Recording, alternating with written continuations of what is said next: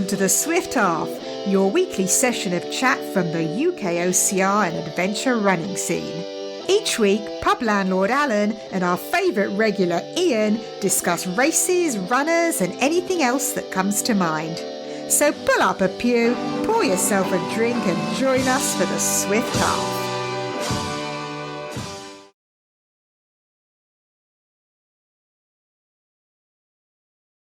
You're listening to the 19th most popular podcast for people who go abroad to find themselves on a gap year and still visit international fast food restaurants. Hey, my friend, welcome to Swift Half again. I'm back. How are you? I'm good, Alan. And yes, you have moved from Barnsley to Barnsley. I've literally, I live on, I've moved to on top of a hill. This is really weird here. So over the last 6 months, I've lived in, this is my third house in Barnsley, and I'm on top of a hill, and when I walk 100 metres in two directions, I can actually see my old houses. How weird is that? Oh, that's shocking. There's only 3 houses in Barnsley, isn't there? There's 6. 6, okay. We've had a development. We've had one of them housing developments. There's now 6. Yeah. I will say I'm going to miss the pink room. I know that listeners of the show never really got to see the pink room, but I'm going to miss the pink room. Yeah. This is a bit different. It's back to my old office style. However, I'm on my iPad at the moment, hence the earphones in my head instead of a microphone and that. So I hope my sound's going to come through to our listeners. But I get back to normal tomorrow. Tomorrow's the final day I get back to normal. I've got internet back tomorrow. The house has had everything. We've had redecorated. We've had a new boiler fitted because the boiler fitted after 3 days, fitted after 3 days, packed up after 3-4 days. So we've had to a new boiler fitted. Ian, owning a house is not much fun anymore. Don't think it ever has been, but wasn't it lucky that your boiler packed in when we were having this summery weather? I went and bought one of those oil fills radiators, portable oil filled radiators. I'm dreading the bill when it comes through. But that saved my life. You can lift it up and move it from room to room. And I was literally like lifting it up and moving it from room to room. Nightmare. No hot water's shocking. Boiling kettles to wash pots, things like that. People don't know how lucky they are. No, it is one of them horrible first world problems. When your boiler packs in, you don't realise how much you take for granted warm showers. No, you don't. Big shout out to iHeat though, who've installed it. Got an amazing boiler. Got 11-year warranty. Everything. I'll top price $2,200, which I think is pretty good for everything. So big shout out to them. Came and fitted it within 4 days of me ordering it as well. So we were on out of hot water for 4 days, which is quite good when one or two people are getting quotes from saying, "Oh yeah, we can fit it in February for you." I'm like, no. Oh gosh. So any idea what happened to the old one? Listeners are probably not aware of this story, but I'm aware because we chat offline. So I'm aware that when you're moving into this house, the old owner was practically taking everything. So the light fittings, the toilet seat, the welcome mat. Did he take, I don't know, the fuse? Did he just take that with him? It was an old boiler. When we bought it, it was an old boiler. It had not been serviced in 2 years. We were a little bit sceptical and everything else, but we came in, we saw the hot water running, everything was fine. You know, the heating was on, the boiler was running. So we thought, yeah, it's fine. Like I said, 3-4 days into it, it was still fine. But then literally, I think I was at work and Paula shouted at me and went, "Alan, there's no heating, not fun." I'm saying, "Well, I'm at work, there's not a lot I can do now, wait until I come home." And then I went up into the boiler and it said F1, fault F1. So, you know, your boiler screen's always got a fault number on it. It said F1, Google, as you do. So Google tells me this is a condenser pipe fault. So my boiler is actually in my loft. So I'm on the outside wall, 5 meters up on some ladders that are only 4 meters tall, stood on the final rung, trying to pour boiling kettle over this condenser pipe. Didn't work. But that was me, yeah. So and when the guy came out to fix it, he said to me it was the motherboard was gone, not the condensing pipe. But you know, the funny thing was here, he said to me, he says, by the way, Alan, he says, that pipe you were pouring water on, that you think is condensing pipe. I went, yeah. He went, this boiler doesn't have a condensing pipe. So I've been up these ladders, risking my life for half an hour in the pitch black for no reason whatsoever. On the plus side, that pipe is now lovely and clean. It is. And it was red hot. It was the only hot thing in the house as well, that pipe. So, yeah. So don't trust Google is my tip of the day there. Don't trust Google. Perfect. I know mine occasionally gets false. We have a lot of wind, so every so often, ours is only in the kitchen, but every so often the wind just blows it out, if that makes sense. Yeah, yeah. I get we've had someone out to service it. There's nothing wrong with it. He just says, oh, if it happens, just turn it on and off again. So apparently I've got Windows 95 installed on my boiler. Talking about boilers, people might be interested in this. Do you have your boiler to come on at certain times of the day, or is it constantly on at a set heat? Well, mine at the moment is on when I turn it on because our little clock has stopped working. Okay. The guy's coming round next Tuesday to fix the clock and service it. Kids out there, get your boiler serviced each year, best 60 quid or whatever you'll ever spend. Trust me on that. But yeah, I am, when the clock's working, I'm very much hour in the morning and then 2 hours or so at night. Okay. When the guy came out to fix ours, and he sounded like a genuine guy, and I said to him, what's best? I said, what do you recommend? Because I'm one of these people that I've always set it up for an hour in the morning, an hour before you get up. It's usually warm, and then usually about half an hour before you get home, and stops until about 8 o'clock, keeps your house warm. Always done that, never any issues. But it is on. So when you turn it on for the hour in the morning, it's on for that full hour. And then when you turn it on in an evening, say from 4:30 till 8 o'clock, it's on for that full 3.5 hours. So in total, that's about 5.5 hours a day. Okay, doesn't sound a lot. But then when we've put it on now, we've set it at 18. So we had it installed 2 days ago. We've set it at 18, and we can tell how long it's been on a day. And it's only on a day for like 2.5 hours. So that means I'm saving gas. I guess so, maybe. But what is it using to measure the 18? Because it's not measuring your house, it will measure a room. So which room's it measuring? So it's our hallway, which is the coldest room. So we've currently got it set in our hallway, which is the coldest room. So if it gets that to 18, then the house is going to be a little bit warmer. Okay, no, that's fine. I'm not sure I have the ability on mine to say I don't have a thermostat anywhere. So I think when we used to have a thermostat, we do it that way, but sometimes that has problems. But yeah, I'll have a look at it, Alan. I guess the proof will be in your gas bill. Yeah. Well, we know it's going to be less because apparently this boiler is much more efficient. So I wonder if that's why it's doing it as well. So I'm not sure whether it's because the boiler is more efficient or it's just the way it is, because the engineer said to us, if you've got it set at 18, it'll kick in at, say, 16.5 to 17 and start to heat things up. But it's only got to raise it like 1 to 1.5 degrees. If you're turning it on at set times and you're wanting to set yourself for 18 again, it might be 10. So it's got to raise it a full 8 degrees to get to it. So it's like working a lot more. I don't know.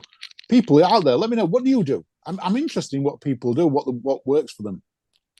Let us know, and we'll let you know next week on the UKOCR podcast. This is a Swift Arfian. We're well into the podcast. I don't know what you're drinking yet. What are you drinking anyway? I'm kind of drinking alcohol-free cider. I say kinda. It's a Tango Apple. I like that alcohol-free cider. Tell me I'm lying. There is no difference between this and alcohol-free cider, except you can get this with a Tesco meal deal. Yeah, well, yeah. And what did you get with your Tesco meal deal apart from that? Oh, we've got the nice selection of new sandwiches out. You know how I'll either buy the same thing or I'll look what we've got on their limited edition. They have a limited edition, I want to say some kind of chorizo, chili jam, and cheese. Really fatty, but quite delicious. And, Alan, I've got news for you. You've saved more than £4.50. No, not that. It was, and I didn't realise this, it was a Whoops by the sandwich, but the meal deal still worked. We're making progress. Still, oh, that's classic. Well, have you never had that happen to you? Listener, let us know if it's ever happened to you where because they've reduced the sandwich and you haven't noticed, they've reduced it by 30p because you're buying it in the morning and that messes up the whole thing and you don't get your meal deal. But Tesco, it's the future, Alan. They'll now give you a meal deal even if it's on Whoops. I love that. It's like garlic bread, it's the future. It absolutely is the future. Speaking of future, Alan, what are you drinking? I am on Ridgeside Light and Sound alcohol, low alcohol IPA. 0.5% by Ridgeside Brewery. It's quite nice. It's very much, I think I might have had it before. So it's very grapefruity, very fruity. I'm not drinking it all at the minute now, Ian. I'm right down to like virtually zero alcohol. Training's going to recommence now. I'm wanting 100 miles this year without fail. So the plan is to go and run at least 30 to 40 miles a week, every week without fail. Really step up my mileage. So 30 to 40 miles a week. You'll hit about 100 miles within a month. Awesome job, Alan. I wish you were that easy. No, I really want to push it. I need that 100 mile this year. The way I'm looking at it, tell people my age now. I'm 55 this year. It's one of them things. I think that life's not life's getting shorter, but well, it is, but not life's. But my chances of getting 100 miles is getting shorter. I'm finding that I'm taking longer to recover. When I'm out running as well, I'm getting more niggles, but I'm pushing through it. I've read a book by Dina Castor called Let Your Mind Run over the last 2 or 3 weeks while I've been moving house, trying to read pages and that. Really good book, very, very insightful about running and letting your mind, how your mind works when you run. So some of the things, you're like, your legs hurting. Well, it's going to hurt because you're running. You know what I mean? You've got to accept that.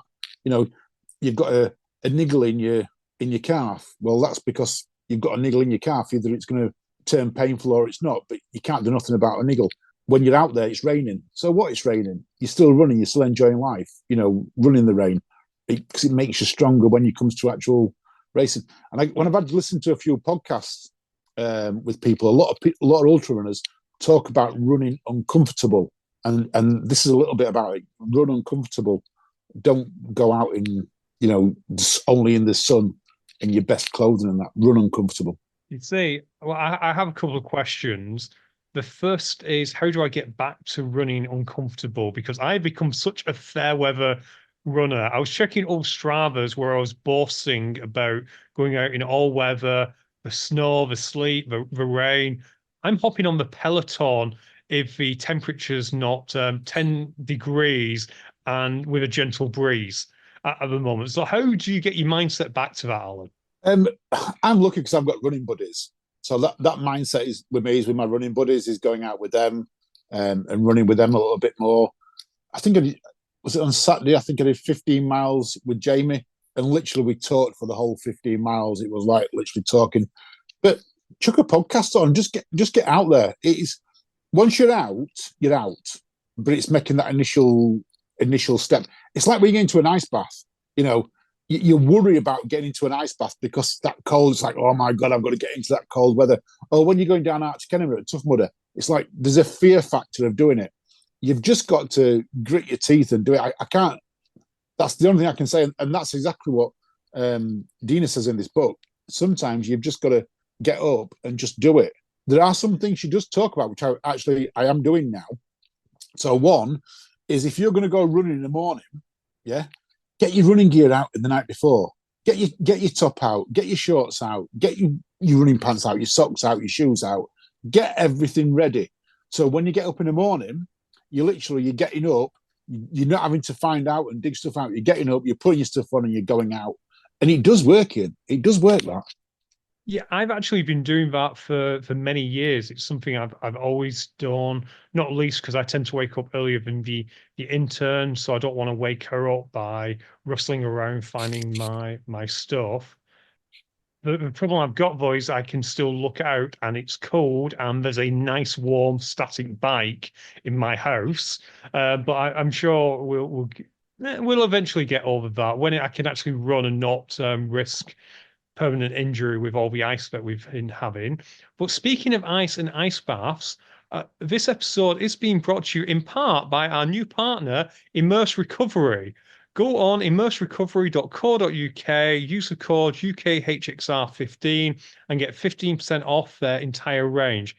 And Alan, I was looking at the range. How much does a dry rub currently cost? Oof. Is it 150, 160 now? I don't know. Shall I Something Google like it? that. Yeah, you can do, but Immerse Recovery currently have a dry rub on their site. Okay, it's branded up, 100 quid, plus you get 15% off. Oh, wow. That's pretty good. £165 for a dry roll at the minute. Yep, Immerse Recovery. Although I am hoping amongst hope that anyone listening to this doesn't own 5 or 6 dry rubs. So I'm preaching to a wrong audience, really. I need to convince the High Rocks guys that they need dry rubs. So anyway, marketing spiel over. Second question I've got, Alan. Go on. You were reading this whilst you were dealing with your house move. Yeah. How many times did you convince Paula that you had to read this for work and that's why you couldn't help moving stuff to and from the car? Quite often, mate. Quite often. Quite often. We had our first argument while I was moving, by the way. I was I shouldn't be saying this. She might be listening to this. But I was lifting the washing machine in and she wanted to help me. And I shouted at her and I went, "No, don't touch the washing machine. It's not a me to you job, this. I'm lifting it in." So, yeah. Ooh, of all the things to argue. And to be fair, I don't disagree with you, Alan. I think with a washing machine, it's kind of something that you have to lift by yourself. And the second person needs to be door opener because washing machines are very weighted in one particular place where the cinder block is. And if you get under that, it's relatively light. Yeah, exactly. And I knew I was lifting it in, and don't get me wrong, but I was like more concerned about hitting a door frame or something like that when, we've had decorating done and things like that. I was a little bit more worried about that. So, not an argument, but it was the first time raised voice. And she shouted back at me and said, "Don't you raise your voice at me," which was quite funny. So you put the washing machine off and said, "Fine, you carry it." Yeah, I want you carry it because I want to read this book. And that's why you're recording from the shelter.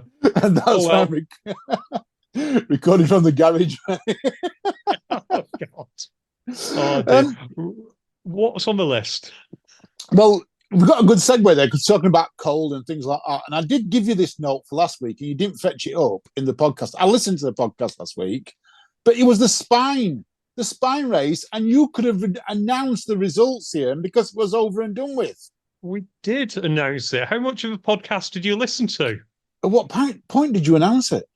I can't recall exactly, but we had a full conversation about it. Me and Danny Lister, because Danny Lister, fair play to him, had actually done some research. I know he had. I did see that he'd done some research. I didn't hear about it. Mention that Jack Scott broke the record though. Yeah, we absolutely mentioned that Jack Scott had brought the record, but we did say within that we weren't going to talk too much about the spine race because we wanted you to have more time to talk about it because we know it's your thing. So, Alan, take it away. Thanks, Ian. Jack Scott last year, 2023, took a wrong turning, so he crossed the line with Damon Hall, and it was announced that there was a not joint winners, but Damo won it. This year, he goes out and he smashes the record. 72 hours, 55 minutes, 5 seconds. That's 10 hours and nearly 18 minutes off Yasmin Paris's record.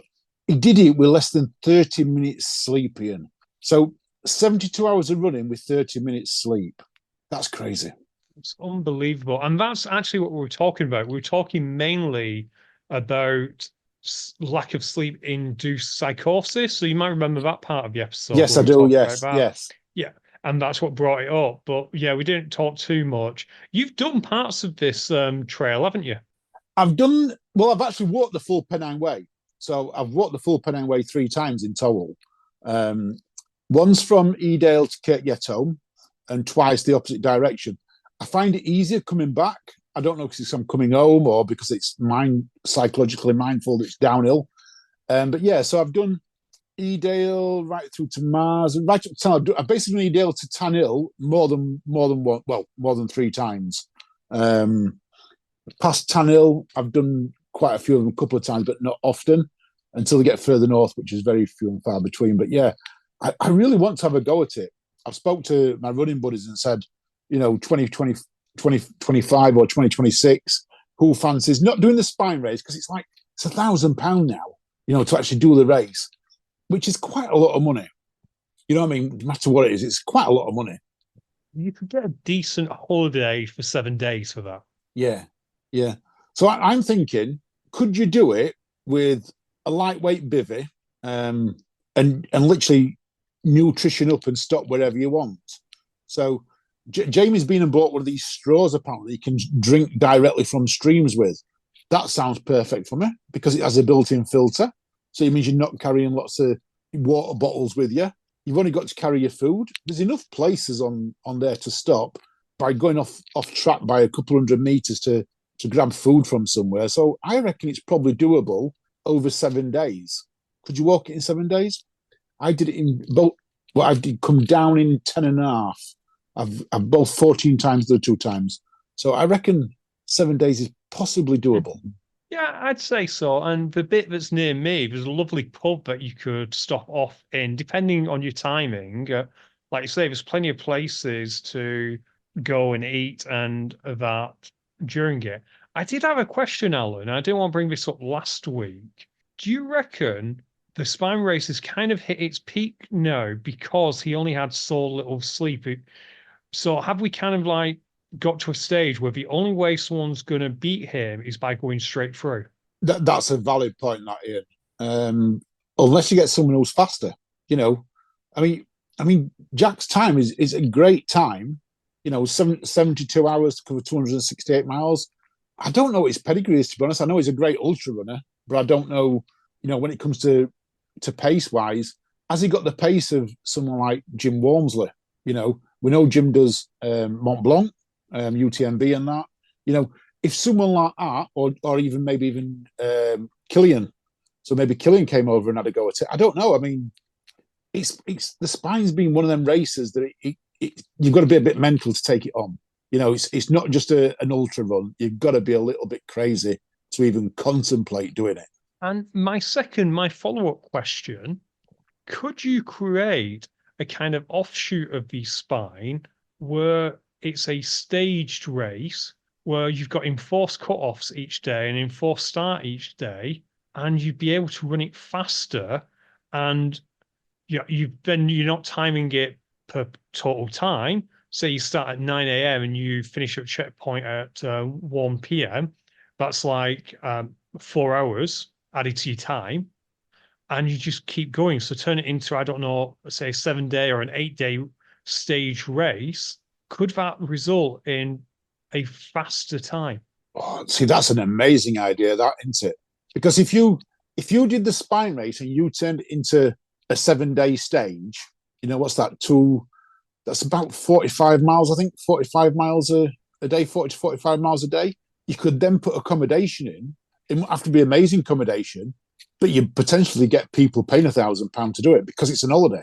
Yeah, exactly. And 45 miles a day, it's still hard. It's still an ultra a day, but some of these faster runners would really be able to get a pace up. Yeah, that might be the way it goes. I think the Montaigne Spine Race has taken off more in recent years because you've had the likes of Damo going and things like that. And I think Yasmin, when she brought the record, that brought a lot of kudos to the race and that. But Montaigne seemed to be really pushing it out. Did you see some of their coverage that was out there? It was like live coverage. with the races coming into certain parts of the course, and then they put a little video montage together, which was like really good. It was as good as you can possibly do for this kind of race where you're covering 200 miles of action. Yeah. I think at one stage, I actually read that when Jack finished, yeah, between him and the last runner, there was over 140 miles, I think it was. That's crazy, isn't it? That is. That poor last runner, it's time to call an Uber. It certainly is. Talking about one tough race, let's go on to another one. And let's talk a bit of Tough Mudder, because a bit of Tough Mudder news come out today. There was. Thank you, Tough Mudder, for sticking to our schedule. You know, not like Pesky Spartan, who no doubt tomorrow will announce the news that the World Champs is going to Australia in 2025. Oops, let that out of the bag. That was embargoed. That was embargoed. Listen, I'm kidding, by the way. If they are moving it to Australia, that's brand new news. But Tough Mudder have brought out a way of encouraging spectators, encouraging volunteers, Alan. Do you want to go through it? So, I mean, I don't, first of all, you get certain points. So you get certain points, 10 points, you're going to get you some sunglasses or a bucket hat or a goodie bag, 20 points, socks, flask, all the way up to 50 points for a rucksack. So when you volunteer, you get points. And we spoke about this off air, didn't we? So if I volunteer half day Saturday, am I right in saying I get 3 points for half day Saturday? You do. Saturday half day is 3 points, as is pack down and pre-event. Pre-event I can understand to some degree because it is a lot of fun. Yeah, it's a long day, but it's a lot of fun. Pack down, I know it's a short one, but I don't think 3 points is enough. But carry on, Alan. And then you get, for a full day, 6 points? Saturday full day, 6 points. Sunday full day, 10 points. Then the Sunday half day is 5 points. And then you've got bonus points for ETM, half night and full night. So I'm not sure about this, Ian, because I know you get, so if you do a full day, you get a race. Yeah, you get one Tough Mudder race. And you're now going to get, if you do a Sunday, you're going to get a pair of sunglasses or a bucket hat. I get that. But for you to race all year, so you go to 5 events, always on a Sunday to get this backpack, is it worth it? It's achievable, isn't it? Only 5 full events. That is kind of achievable. It is. It is. The good thing that is on there for 40 points is the running belt, Ian. I think that's a good deal, that, because I use a running belt. So I got a compressed sport running belt, which I think is absolutely amazing. You can stuff stuff in it. I even run with waterproofs in mine, and a little flask of hydration. It's an amazing kit. 40 points. That's four Sundays or 4 full Sundays. So you can race on a Sunday. You can volunteer on a Sunday, then get a race for the Saturday next time, and then volunteer on the Sunday. Before you're getting the compressed sports, I think £70 their running belt. I think it's a good deal, and I quite like the slim power bank as well. I can never have enough power banks. Depends on how powerful it is, doesn't it?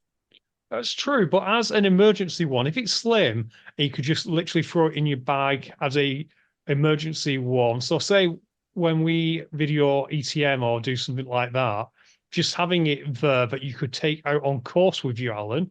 Sometimes our better power banks are quite bulky out there. It would be useful. Yes. Yeah. I've got a slimline one, though, Ian, that I use for my phone sometimes. And if it's over 50%, it charges my phone up brilliantly. But the moment it gets to 50%, my phone starts charging the power bank up. That's crazy. Really? Yeah. Your phone... So you've got a vampire slimline power bank. Yeah, that when it goes less than 50% power, if my phone's on 100%, it charges the power bank up. Genius idea. Absolutely genius. But I'm not Crazy. sure if a TM1 will do that. I like this idea. One thing I'm going to raise, Alan. Yeah. How much swag do you need, generally? Well, yeah. See, I like the idea of a pair of sunglasses out. You can never have enough pair of sunglasses and things like that. I don't know. People will do it. We know Tough Mudder honks are going to want to do it, aren't they? You know, I think the rucksack is going to be a must-have piece of kit. You know, who's going to get it first? There will be people desperately trying to get it first, and that I don't know. I think you're going to get a lot of people signing up for it. No, you're probably right. My money would be on Mike Moussard or Andrew Ryan to have a rucksack. What's the second event? That's the second event. So what Mike does 2 days setup, doesn't he?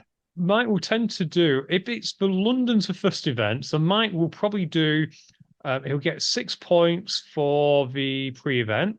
Yeah. He will then presumably be doing 2 other shifts. So that is, 16 points for 2 full-day ones? Have I got that right in my head? Yeah, 6 and 10, yeah.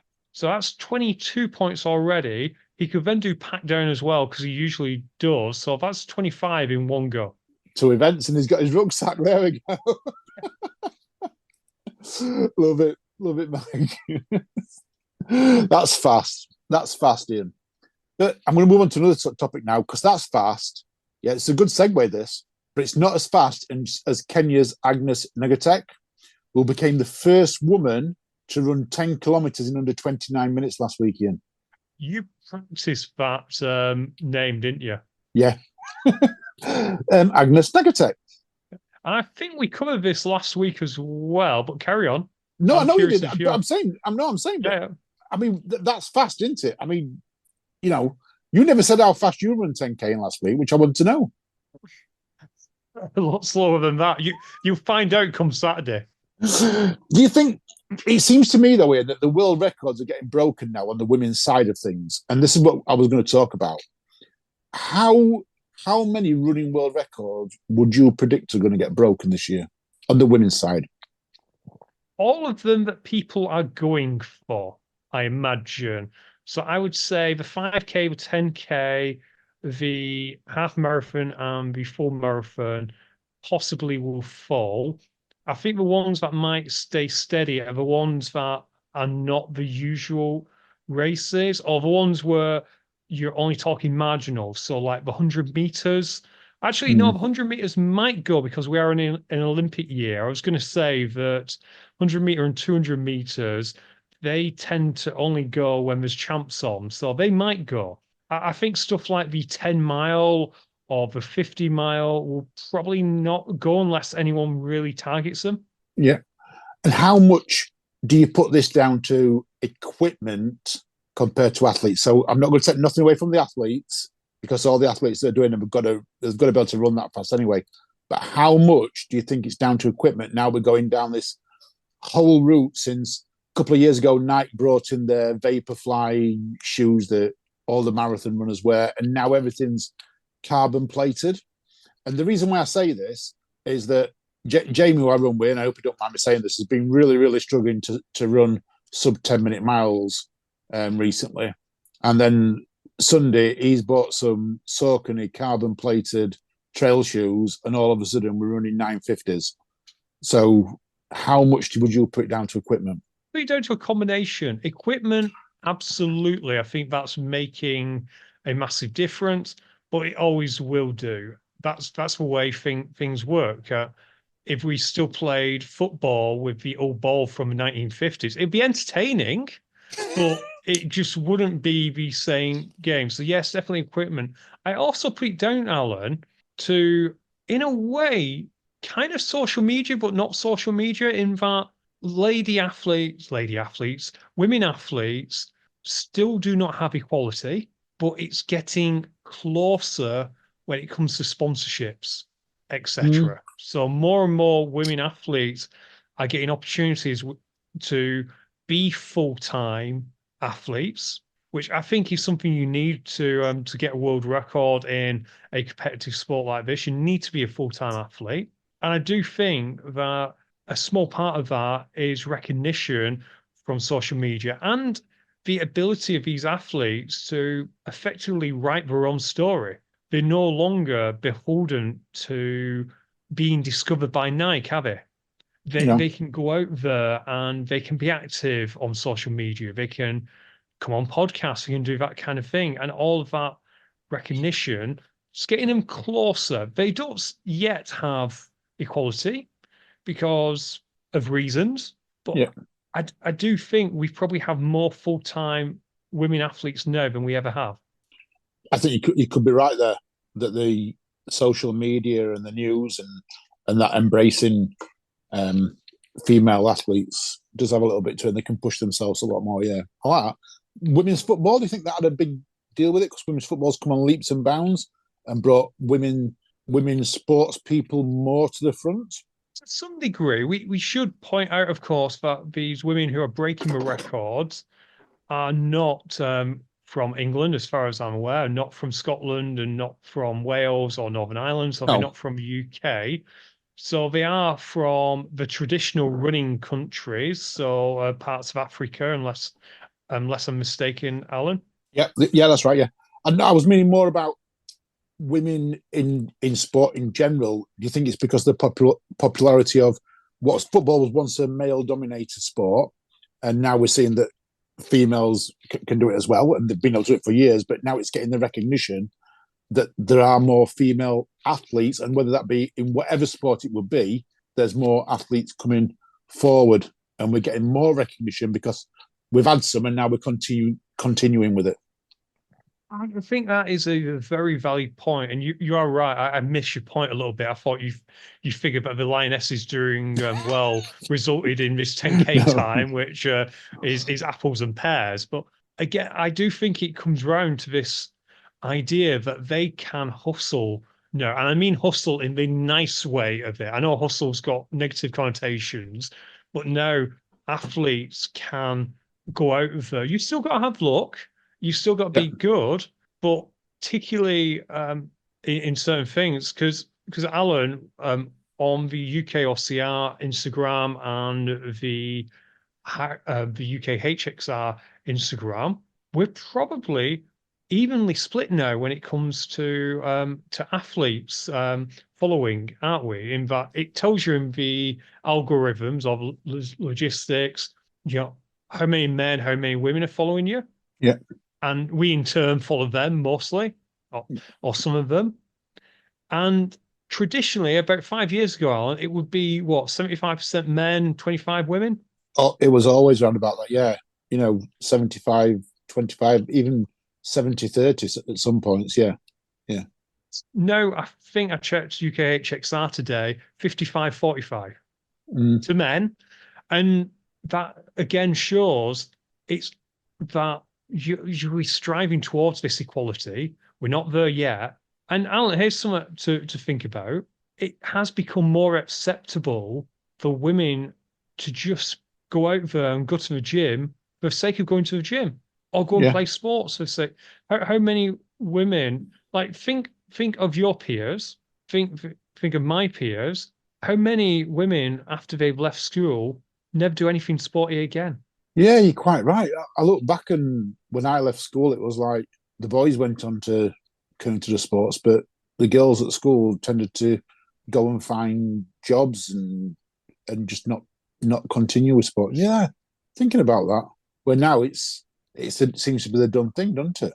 It does, and we've seen this particularly in fitness racing, that there's still in High Rocks Manchester coming up, there is still more male athletes attending than female athletes. But in certain divisions, like the doubles division, there's more female doubles than there is male doubles. Yeah, yeah. Talking about High Rocks, can we talk about us? In a second, we'll put a pin in that, because this talking about women in sport. And again, it is amazing, because thinking about the school thing, if you think, Alan, at school, you probably had equal number of men and female playing sports, because you'd have the hockey team, the female football team, and the netball team for the female athletes, and then you'd have football, rugby, and cricket. Yeah. And like you say, then they leave, and men have more opportunities, or had more opportunities for casual sports. You'd have your Sunday league football. You won't have that for women. No, and you're right. You wouldn't have hockey. Once school had gone, I didn't know of any hockey team unless you went to play for, a town. I think Doncaster was the only female hockey team that I know of, because they didn't have them in pubs where it was a pub environment, and you got pub football and you got pub cricket, like I say, and even rugby. There were some pubs had rugby teams, but when it came to female sports, which traditional female sports, shall I say, what you did at school, which were netball, rounders, hockey. There was nothing for women to continue with afterwards. So unless you were a runner, that was it, weren't it? Yeah, and even runners back then, it was seen as something weird to do. It wasn't, you didn't have park run, you didn't have running clubs. You had running clubs, but they were super scientific. If you went to a running club with a 30-minute 5K, you'd be laughed out of it. Yeah. They were hyper about being, as performance-based as possible. But Alan, this is an excellent segue. Let's give a shout out to Girls in Sport podcast, which has come out with Evie Waring is the host, and the first episode's available now. Denise Brazier is on it. And Alan, it's only 30 minutes an episode at the moment, which is a nice short breezy for your 5K. So that was like our aim to do a podcast initially with 30 minutes. How long will it stay 30 minutes? We'll find out. If in episode 2 she's on to an hour, we'll know that she's taken after us. Evie's been on this podcast a couple of times. So yeah. So with that being said, Evie was very involved with the early days of High Rocks and still is. We can talk about our High Rocks, Alan. I want to know how much training you've been doing, because I haven't done nothing for 2 weeks. I have done enough to get us through a High Rocks Open. Okay. So this is High Rocks Pro, though. Yeah, well, we're a little bit of a waiver. Okay. Well, I was thinking about this, Alan. I was thinking the skier doesn't change, we're fine. Yes. The running doesn't change, we're fine. The burpees, it's still the same distance, we'll be okay. Rower's still the same? Rower's still the same. The farmer's carry is a little bit heavier, but let's be honest, it's 8 kilograms in each hand. Providing we can get them up, we'll be fine. And I know you've already been able to pick them up, so we'll be fine. So that's fine. We just do a half rocks, call it a day. Is the war balls ball heavier? Oh yes, it's very much heavier. Yeah, this is going to be so much funny. Define fun. Fun me sat at the sidelines watching you. That's what I'm defining fun as. Good news, Alan. By the end of it, we'll be celebrities because the last people to finish always get a good cheer. I can't believe we're setting off at 7:40 p.m. That's a late timing, isn't it? Yeah, but Alan, there's a whole hour or more of people setting off behind us, but I still will put money on us being the last ones to pick up our bags from bag drop. And what time does Hunter set off? Hunter sets off at 7:20, so we will watch him doing his wall balls, probably from the sled push station. I know you're slightly worried about the sled push, aren't you, with the heavy weights and that. I'm confident it is tough. I know it's tough, but I've done it before, so I'm confident to get through that and the sled pull. We're going to be fine, Ian. We're going to be fine. But what about spectators? I've heard it's sold out, so no one can come and watch us anymore. No. Can I just go back to this sled pull a second? Yeah. Can I just point out that I spend a podcast telling people, don't worry about sled push, don't worry about sled pull, you'll get through it, it'll be fine. And yet I've never been more scared of a sled push or a sled pull than I currently am. I think it's because my confidence took a knock the other day when I just loaded up various weights onto our sled push, not even the pro weights, but just enough, and I couldn't move it. It would not move. And I know it's impossible to tell because you don't know what my sled's like compared to the High Rocks, but yeah, I'm scared, Alan. I'm really hoping we get a nice, easy carpet. So if any judges are listening to this and want to get themselves a free fitness racing podcast patch, then please allocate us to the sled push and the sled pull which has the least amount of sweat on. So maybe third from the end, please. Thanks. Oh, that would be good if someone did that. Get down here, keep going, keep going. Exactly. Well, it would be as you're entering one of the first ones. I'd really appreciate that. So if we have any kind referees listening, that's my plea. Spectator tickets. Sorry, I cut you off on that, Alan. Yeah, spectator tickets are completely sold out. I am so glad that I've got you to help me because I'd not got a spectator ticket. And you messaged me, have you got one? And I'm like, no, I'm going to pay on day. And you were like, you're not going to pay on day. You haven't got one. You're not going to get one. And then you miraculously got me one. So big shout out to you, Ian, or wherever you got it from. See, thank you for that. Yeah, let's give a massive shout out to, they listen to the show, to Heather and Neil Raby. They have been on the UKHXR podcast in the past. I think after our Manchester one, Alan, when we got a lot of people on. So they have been way back 2 years ago. But they're athletes, and because they're nice people, they bought spectator tickets too to come and support people. And then Hyrox announced that you didn't need a spectator ticket if you're an athlete, leaving them with these 2 tickets, which was great because I sorted you out and I sorted Will out, who also hadn't got a ticket. Oh, thank you, Heather. Thank you, Neil. Much appreciated. Much appreciated. Yeah, I know we probably could have asked for media passes, but I felt a little bit wrong asking for them after it had been sold out because that just sounds a little bit, you know? Yeah, and we're not really going to do a lot of media there. You know, we're going to race, aren't we? We probably will be taking pictures and videos and things like that, but we're not. The plan is not. We're not going as a media team this one. We're not. I know will be taking videos, but again, it just felt a little bit wrong to me that Will's entire media will probably be calling the ambulance for whichever one of us picks up the sandbag first. I like that. What else we've got going? What's this IROX in South Africa? What's this you put on the notes? Oh, Hyrox is now in South Africa. So later on this year, there is going to be some Hyrox events in South Africa. Hyrox is definitely taking off the Spartan model of getting their flag pole in lots of different countries around the world. So well done. If you fancy a trip to South Africa to do a Hyrox, tickets will go on sale soon. Awesome. Loving it. There's a lot of things happening coming up soon, isn't there? You know, we've got Titan Warriors 2 months away. First race in UKOCR series, 2 months away. 2 months away. Yeah, make sure we had Graham? Not Gavin. Graham. Gavin. Sorry, Gavin. My mind took a wander then. But yeah, we had Gavin on a couple of weeks ago. Sounds like a great race. So if you fancy a trip up north, then go and go and take part in that.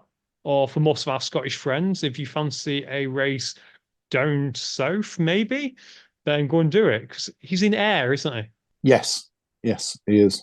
So, I mean, amazing race last year. I know when we spoke to him, he's going to put an amazing race on this year, you know, and it sounds like it's going to be really, really good. But before that, Ian, we've got the awards and the Nuclear 3K. So can we mention that to our listeners? I think we already did. Hey! The awards are happening. It is £60 a ticket if you want to go. There are some seats still available.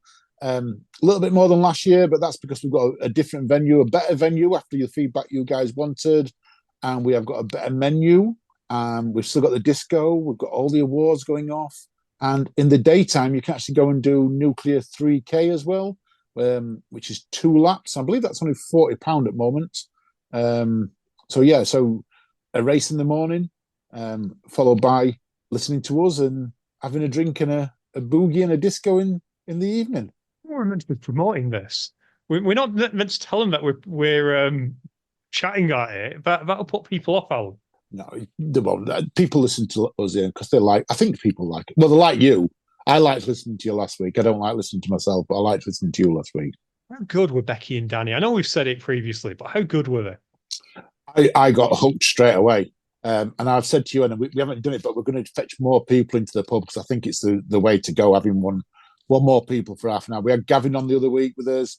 We had Becky last week with you and Dan. I think we need to be fetching one person every now and then with us. Idea, Alan. Next week, let's ask Shokani, who's doing her first High Rocks, if she'll pop in. Spot on, Ian. You've got it. Yeah. Let's pop in for half an hour, chat to us. Stops us just like talking to each other as well. Not that I don't like you. I still like you. It does. But during this period, which is a quiet period, it also gives a little bit of structure as well to the episode, and stops us talking about gas fittings for 5 minutes. It does. Talking about races, though, what was fetch up was Steve HFD mentioned whole log races. I've seen this post asking if it's genuine. I'm shocked because whole log races have been going for many, many years. They don't promote often in the UKOCR scene. So yeah, I mean, it's an amazing race down south. Being of many years, as a lot of charity people turn up to it. I think what happened here is Steve actually saw it on Facebook, which is, I don't know if it's a good sign or a bad sign. I think it's a good sign that these races are starting to use Facebook again to promote themselves. Yeah, I think it's a good sign. And I'm going to shout out to, I put a message out to all the gyms who was going to do a directory on the gyms. We're still looking through that directory. If you're a gym owner and you haven't sent me all your details, get them sent over to us. We're not charging to put on our website, and that's the same with events. If you want to put an event, we'll have a directory for events. We don't mind sharing things like that. Just hit us up, mention us. We can do all that on our website. Just let us know. We're here for you guys to know everything. You know what I mean? We're here to help.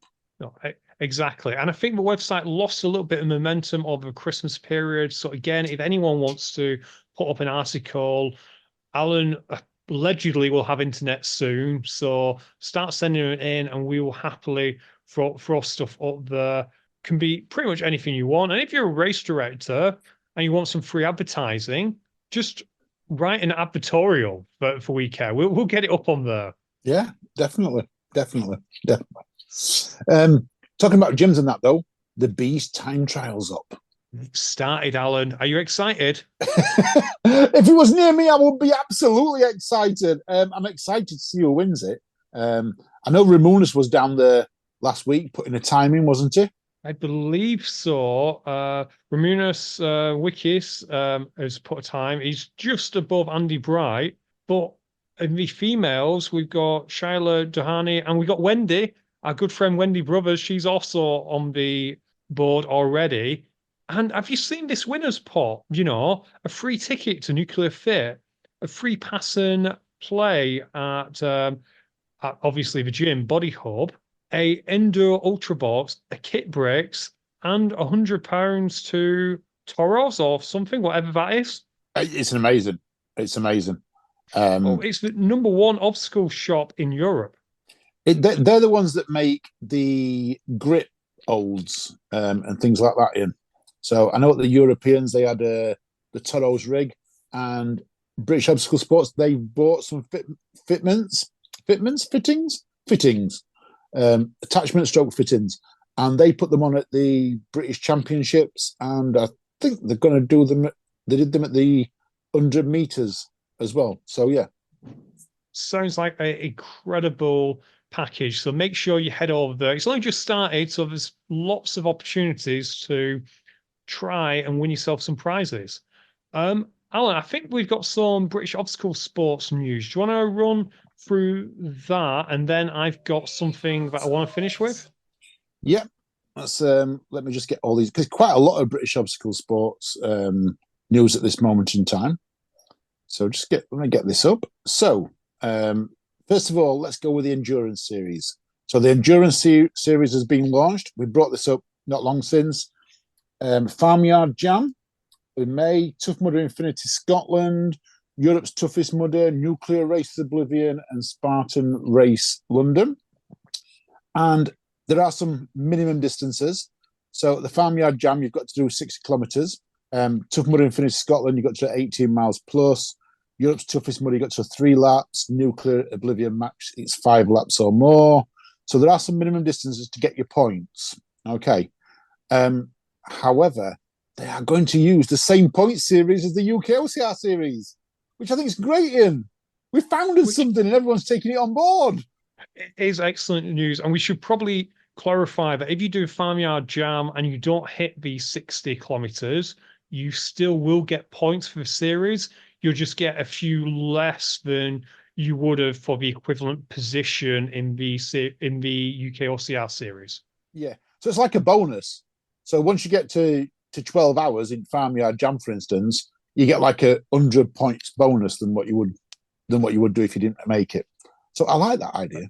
I do as well. Can I give a little bit of news that on the UKOCR Facebook group at the moment, Dawn Jollies is currently raising money for kit for the British Obstacle Sport junior team. So if you own a business and you're looking for a charitable occasion, now we're in tax write-off season, why not give a contribution? That's a great idea, isn't it? Because we all know that business can use it as a tax write-off. So get in there, help them out. Come on, people. What else have we got? Coaching course. So another coaching course, March 26th and April 4th for the online webinars, April 7th for the on-site assessments at Ninja Fit Training in Liverpool. I do believe there's also going to be one on the 16th. No, when's the awards? I forgot what date for the awards. 18th? I think the awards are the 16th. Let me just check my notes. 16th of March, UKOCR awards. I thought that was right. 16th. So on the 16th of March, from my understanding as well, there's going to be something at Nuclear Races. I haven't got that on me, but I know I spoke to James about it, and he did mention it. So, and that's a coaching course. Perfect. And I think the last bit of news is about something we broke last week about the awards that are at UKOCR Awards. Yes, so they've got 3 awards. They're going to present at the UKOCR Awards, sponsored by Tower Insurance. I've got Tower Insurance in my head. Towergate. Yeah, I think Towergate Insurance or Tower Hill. Tower Insurance. Yeah, we haven't researched this bit, have we? But yeah, they sponsored by the 3 awards, and their closing date is January the 28th for them awards. So as you're listening to this, I think that will be the next day. That'll be Sunday. So you've got a little bit of time. Something James pointed out, which is that this is for a specific event as opposed to a brand. We perhaps didn't explain that. So if you, for example, think that Tough Mudder Northwest is the best event because it's in the Northwest, well, it's in Wales. If you think Tough Mudder Northwest is the best event, nominate that and not just Tough Mudder as a whole. Oh, I like that. I forgot about that. Yeah, I think that's kind of cool. Have we got any more boss news? I don't think there is there? That's what we've got. No, that's about it. Yeah, the awards and Ninja Fit Training. Yeah, we've done boss on that, Ian. Right. Okay. Final bit. Thanks to Graham Wells for this, who bobbed it in the Spartan Races group. You know how we were joking how Spartan doesn't obey our recording schedule? Yes. Well, they have introduced incredible Spartan swag for volunteers. Stop me if you've heard this before. Don't tell me that if you get 50 points, you're going to get a backpack. No, what they are doing is you get stuff based on full days. So they haven't even copied and pasted. This isn't I'll copy your homework Tough Mudder thing. All right. So for 2 full days, you'll get a Spartan beanie and a partner goodie bag. Okay, so that's similar to what TM's doing, yeah? 3 full days, you get a power bank and a backpack. Okay, that's a good deal. 4 full days, you get the bucket hat, the gloves, the socks, the Spartan running belt. Wow. And a cuddly toy. So if I did Friday and Saturday, I get everything for 2 events. I'm not completely sure about it. There's no cuddly toy, by the way, listener. That was a joke to Generation Game. And for our younger listeners, ask your grandma what Generation Game was. No, but the way I'm reading that then now, because it's not points based. So if I do Saturday alone, one day, what do I get for just doing Saturday? You presumably get a race ticket, I guess. So I get a race ticket. But if I do 2 days, Saturday and Sunday, I get a beanie hat and a partner goodie bag. Being out of Paragon. So that's on the first Spartan. Then I go to the second Spartan, and I'm getting my ticket as well, my free ticket for that day too as well. Then I go to my next one, and I do my third day. Yeah, so I'm going to then get the third day's prizes, which is, do you say a backpack and a power bank? Yep. And then on the Sunday I do my fourth day, and I'm going to get the compress sport and everything else. You are so you get the bucket hat, the gloves, the socks, the running belt, and not the cuddly toy. I was being facetious. But Alan, if you complete 5 shifts, you get the special prize of a Spartan rain jacket. Loving it, Ian. I'm not going to do it. Me neither, to be fair. But I thought it was interesting. Very similar swag. Other than the rain jacket, TM could do with a rain jacket, to be fair, but yeah, very similar swag, but a different way of doing it. I just you can get everything though. Actually, rather than points, you can get everything after doing 4 days. That's true, yeah. But there's nothing in there about half shifts. I don't even know if Spartan does half shifts. No, neither do I. Interesting. It is out. Somebody let us know. Somebody do Spartan do half shifts. I'm sure Wayne will tell us. Grumpy will tell us. Yeah, or Graham get in contact and let us know on that. And Alan, I'm out of notes, and we're just past the hour mark. What perfect timing for a change here! I'm out of notes too. There's nothing else on my notes, which is good. Which is there is something we should mention. Affex Games announced its new events and its new workouts. But I'm not prepared for that. So we'll cover that next week because we're probably going to do a little bit of not a complete fitness racing podcast next week, but I think it'd be nice to just chat about Affex next week. And I don't want to scare Alan before we get him out of High Rocks. So we'll cover that next week, listener. If you are at Manchester High Rocks, me and Alan are starting at 7:40 p.m. Yep.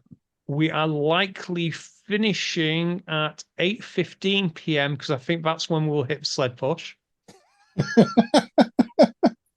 I'm thinking about midnight. We might be finishing. No, I'm kidding. We start at 7:40, and if you're still around, please come and cheer us on. I don't usually want people cheering. I'm a very private racer, but this time it's going to be incredibly lonely in there generally because it often is. Alan, as you found it when you did your pro, it gets quite lonely at the night. So if anyone's around, then please come and cheer us on. Yes. Come and join us. Cheer us on because we might be there late. Absolutely, come and join us. I reckon between 6 or 7 of us, we can move that sled. The wall balls. Or the wall balls. Oh dear. Right. And on that, I'm going to say, hopefully not for the last time. Hopefully, we don't have a massive falling out at the weekend. Thanks to Jason for putting that in my head. But yeah, hopefully not for the last time. I'm going to say it's a goodbye from me. Listeners, we are definitely not going to fall out. We will be here next week because we're going to laugh our way around it. It's a goodbye from me. You take care. Thank you for listening. You stay safe. We'll see you soon. Bye.